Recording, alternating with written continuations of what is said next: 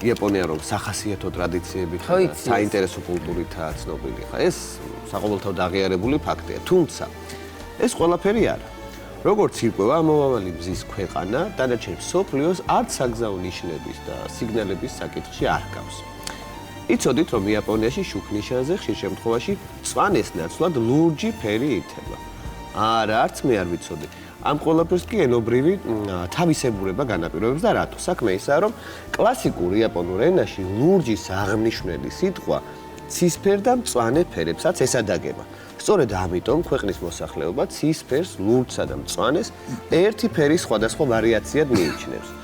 ამ ფერებს შორის განსხვავების არარსებობა, ესე იგი ქვეყანაში ერთგვარი კულტურული სიამაყის წყაროდაა ქცეული. 1968 წელს, როდესაც გაერომ საგზაო ნიშნების და სიგნალების შესახებ ვენის კონვენცია შეადგინა, იაპონიამ ხელშეკრულებას მხარი არ დაუჭირა ამომავალი მზის ქვეყანას დანარჩენი მსოფლიოსგან განსხვავებული საგზაო ნიშნები სწორედ ამიტომ აქვს. იცოდით? არ იცოდით.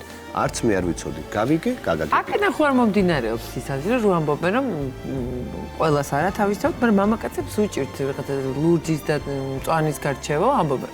მაგრამ მე იმიტომ გავუსვი ხაზი. ლურჯი არ არის, მწვანი არ არის, ეს ამბობენ ხოლმე. ლაშა შე როგორ გაქვს საქმე? ვარჩევ, საბოლოოდ. არჩევ. მაგრამ ბევრისგან მსმენია, რომ დაფერი კაბამაცვია, მწვანი ამიტომ შეიძლება ლურჯი იყოს და პირიქით შეიძლება რაღაცა არის ეს. არ ვიცი, აი იაპონური ტრიხი. და მამაკაცები ტყუილ არ ვახსენე, ხა ძალიან საინტერესო ამბავი მითხრა და